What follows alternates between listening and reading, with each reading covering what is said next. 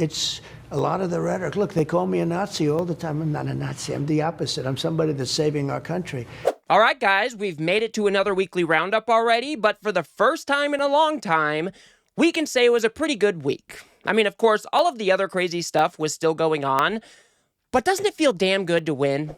I mean, the woke mind virus is back, baby. We had Democrats winning elections all over the country, and oftentimes they were winning by margins that nobody was expecting. So everybody give yourselves a pat on the back for this one. Take the time this week to actually celebrate, and then, of course, we need to take this momentum and build on it as we move into the 2026 midterms. And if you're looking to support organizations that are working for those 2026 midterms to get out the vote, to register young voters, to have conversations all over the country, don't forget to check out the Unfuck America Tour. You can hit that link in my bio below where you can sign up to volunteer, you can sign up to donate, or you can even purchase tickets to our event down in Phoenix in December. I'm looking to raise a little bit of money to get myself to that event, so every little bit helps, guys, and there's only a little bit more than a month left to go, and all of your support is very, very appreciated. So let's go ahead and move into our weekly roundup, guys, where Donald Trump has now been in office for only 41 weeks. He's got 167 weeks left to go.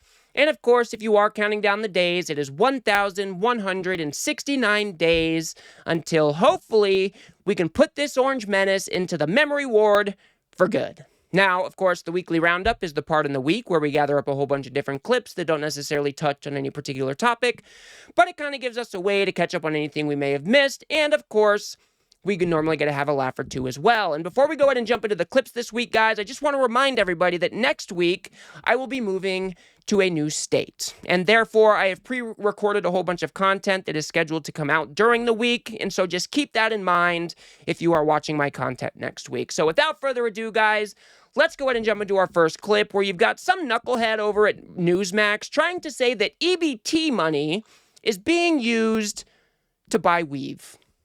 If you guys do appreciate my work and you want to support the show, please do remember to subscribe. And we are just dumping $100 billion a year into a program that we all know is being so woefully corrupted and exploited. And people are selling their benefits. People are using them to get their nails done, to get their weaves in their hair. I mean, this is a really ugly program. It's weird to me to hear Josh Hawley screaming that we have to protect this. Just what the fuck is wrong with these people? Why does it always have to come back to these racist tropes? Oh, these black folks are just leeching off the government. They're using their EBT cards to buy their weave.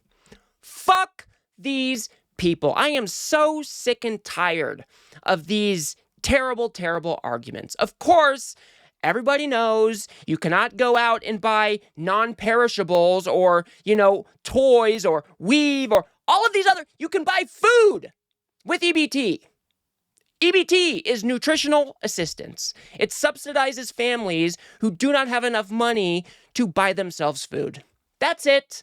That's all. Now, of course, you can point to these one-off scenarios where people are abusing the program, or maybe they are selling their EBT cards to get by in other ways. Does that happen? Of course. But it is not a lot of people. And to paint this whole program with a broad brush like this, I just find it downright despicable. These people should be absolutely ashamed of themselves. Let's go to move on to Brooke Rollin, because I found this hilarious. It's just hilarious. She is speaking in one of these press conferences that Mike Johnson has been holding, trying to, lie to the American people about the government shutdown. And listen to what Brooke Rollin has to say here. My message to America is first, the fact that your government is failing you right now.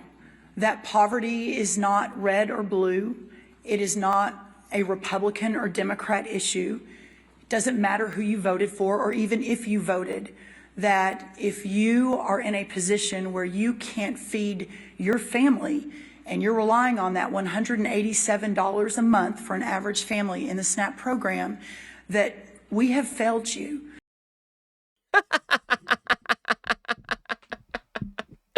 And Mike Johnson immediately knew that she fucked up because this is what he did. And it's clarified. When she says we have failed you, she means we, the Democrats, okay? Because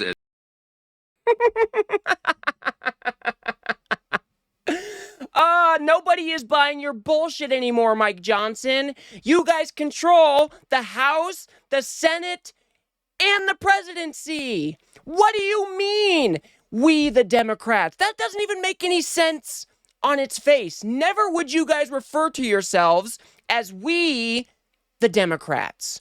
What the fuck are you talking about, bro? Get your shit together. I mean, this was absolutely hilarious. Brooke Rollin is right here. The government is failing the American people. Donald Trump and his administration have made a policy decision to not send out SNAP benefits on time, even after they were compelled by a judge to do so. So she is absolutely correct that this government is failing you. But who is to blame for that failure? It is the Republicans who control all of the levers of power in government right now. It's absolutely ridiculous for Mike Johnson to try to spin it like this. It's just insane, guys. Let's go to move on to this clip. And I don't know, this is just kind of a sign of the times that we are living in. Here Donald Trump is trying to say that I'm not a Nazi, guys. I think it's a lot of the rhetoric. Look, they call me a Nazi all the time. I'm not a Nazi. I'm the opposite. I'm somebody that's saving our country. But they call me Nazi.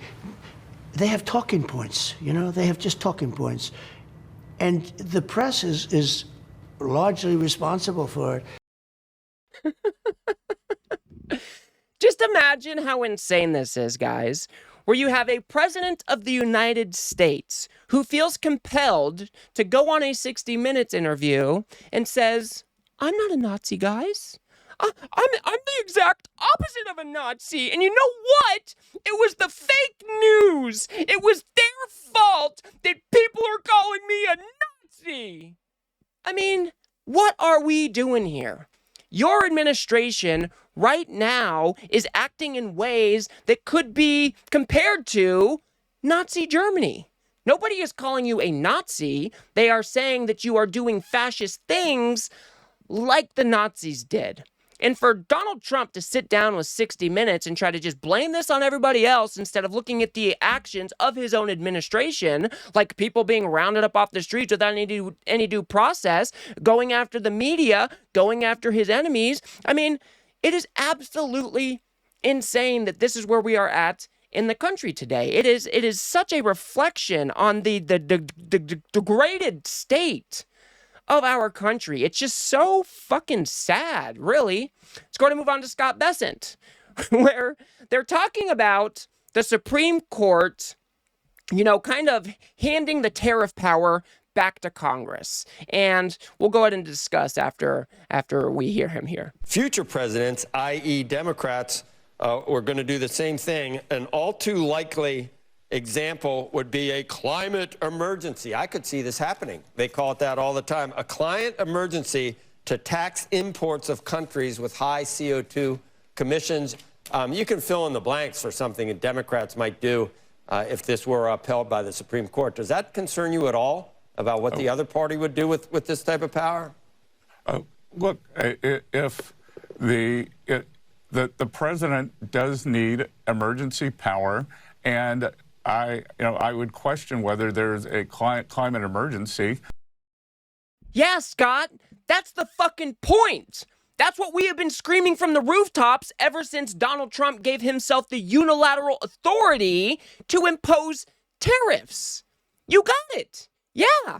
We should actually assess whether there's an actual emergency or not before the president gives himself unilateral authority to implement new taxes, because that is what Donald Trump has done. He came into office, he declared a national emergency so that way he could have the unilateral authority to start implementing these tariffs. And one of the main arguments that they made as far as an emergency goes was that we have trade deficits with countries all over the world, and therefore that constitutes an emergency, even though trade deficits have existed ever since we opened up the global economy. It makes absolutely no sense. And the Supreme Court, to their credit, seem to push back on the idea that the president should be given this type of power, especially when there is no real discernible emergency. So we're going to just have to see how it goes. It's absolutely hilarious to me that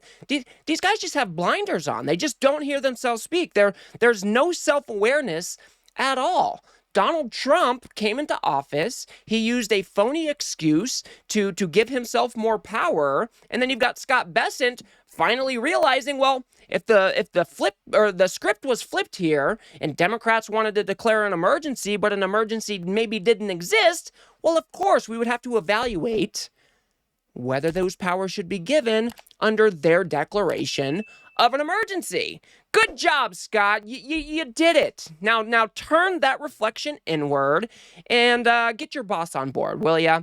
All right, let's go and move on to the next clip, where we've got Stephen Miller trying to claim that it's the Democrats who are saying that their opponents are their mortal enemies. We are dealing with a party that is so extreme that considers its opponents to be its mortal enemies, that dehumanizes its opposition. Really? Stephen Miller? It's the Democrats who are dehumanizing their opposition? Are we really going to go here? I mean, have you guys listened to Donald Trump for the past, decade? He's been dehumanizing the entire immigrant community. He says that Democrats and the news media are the enemy from within. He refers to his opponents as vermin, as scum, as all of the things under the sun. And you want to try to come out there and say that it's actually Democrats that are doing that to Republicans. Sorry, bro. Every accusation is a confession with these fucks. You might be able to find one-off examples of Democrats using some pretty heated rhetoric and maybe dehumanizing. I would really highly doubt it. And of course, it is not coming from anybody who has been elected to a position of power. That just doesn't exist in the Democrat Party or the Democratic Party. And you may be able to find one-offs online. You may be able to find people on the left who maybe speak in that type of language online. But as far as the Democratic leadership goes, as far as people elected to positions of power go, I mean, you might be able to find one or two examples, but it just doesn't exist inside the Democratic Party like it does in the MAGA movement. The MAGA movement has made it one of the staples of the movement to completely belittle and dehumanize anybody who is not part of the MAGA orthodoxy. I mean, that is just how they have built their movement. And to come out and say otherwise and, kind of confess in their own roundabout sort of way, I find it a bit ridiculous. Now let's go to move on to this clip, guys, because this is getting quite concerning. We've got a very, very weak job market. Check out these numbers. This is not good. Yeah, Sarah, look, it's painting the picture of a job market that is really hurting. U.S.-based employers announced 153,000 job cuts during the month of October. That is more than any October since 2003, more than during COVID, more than 2008, which is really something when you think about it. I mean, isn't that insane, guys? 153,000. Highest in 20 years. And of course, I'm not going to blame this entirely on the Trump administration. We've got AI right now that is coming into the corporate workplace and laying a whole bunch of people off.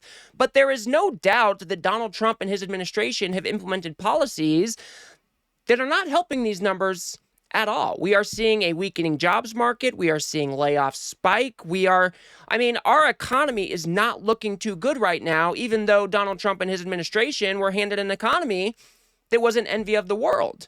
Now, it could be argued that artificial intelligence was going to, increase layoffs no matter who was president, which is likely true.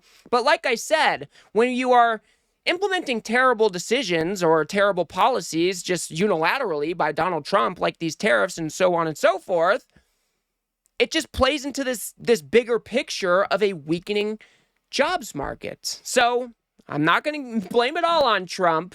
We've definitely got a whole bunch of different variables that are contributing to this number, but it's not looking good, guys. I mean, even blue-collar jobs or white-collar, not blue-collar, sorry. White-collar jobs are at threat right now from this artificial intelligence, and we are in for a huge reckoning, and it seems like this administration doesn't have the competence to guide us through something like this. So we're just going to have to see how it plays out. Like I've been saying for months now, it looks like we could be heading in towards a pretty deep recession, and I'm hoping we don't get there, but things are just not looking good. Things are not looking good, guys. And to wrap clips up for the week, guys, I'm going to go ahead and play a bit more of Mamdani's victory speech, because this is the idealistic America that I learned about growing up. And I love this type of message for us here in America. We believe in standing up for those we love. Whether you are an immigrant, a member of the trans community, one of the many black women that Donald Trump has fired from a federal job, a single mom still waiting for the cost of groceries to go down, or anyone else with their back against the wall, your struggle is ours too. Your struggles is ours too. I mean, I absolutely love this. And I think this is one of the reasons that Mamdani had such an overwhelming victory in New York. This is a message of unity. He also spent much of his speech talking about how diversity is such a strength in New York City, in America writ large. And this is the type of America, like I said, that I learned about when I was coming up through school. These are the types of values that I was taught to value, right? And we've strayed so far away from that with Donald Trump and this MAGA movement, where they try to say that diversity is not our strength. And instead, we're just going to appoint all the white folks, all these white men, to positions of power like Pete Hegseth, even if they're not qualified in the slightest. And I just absolutely love this message. I think this message is a more powerful message. We can all identify with this idea of unity. And I think that this needs to be a core tenet of the Democratic Party moving forward. It obviously has been for quite some time, but this strong of a message, talking about diversity, talking about unity, this is just, I just don't even know how to put it into words. It's just a more inclusive message where more people can plug in to this version of America. When you've got the MAGA movement that has built itself on hating others, it's just so ugly and despicable, and it's just un-American. It just feels un-American in my bones, the thing that MAGA has become, the way that Donald Trump talks about his opponents and anybody who doesn't agree with him. It's ugly, it's gross, it's, again, guys, it is un-American. So I absolutely love this from Mamdani. I hope I am rooting for everybody, all the Democrats who just won their election. I hope that everybody goes into their own area and they are successful. Mamdani obviously ran an excellent campaign in New York, talking mainly about affordability and this message of unity, which I think we need to carry forward into the 2026 midterms. I think most people feel about America this unifying message other than this hateful bullshit coming out of the MAGA movement. So again, guys, absolutely love this. These are the types of ideals that America should be shooting for. So those are the clips that I had for you guys this week. And like I said, guys, take the time to celebrate this week. You deserve it. Give yourselves that pat on the back. You know, it's been quite some time since the left has had a pretty astonishing win. And last night was exactly that. We were cleaning up all over the country. We won in Pennsylvania. We overturned a supermajority down in Mississippi. We won statewide races down in Georgia, 2 statewide races down in Georgia. We flipped those to Democrats, and they've been red for the past 25 years. I mean, everywhere we looked practically, Democrats just were cleaning house. And so, like I said, we need to take this momentum and build on it as we move into the future. And so if you're looking to help organizations that do that, please do remember to check out the Unfuck America tour. And like I said, guys, we've got an event next month down in Phoenix. And that'll be December 20th. And I need to raise as much money as I can to make it down to that event, and we've only got a little more than a month left to go. So like I said, every little bit will help, and it would be much appreciated. Until I guess that's it. I just never know how to finish these things, you know, guys. I get to the end and then I kind of stumble over what I want to say next. But I will leave it there for now, guys.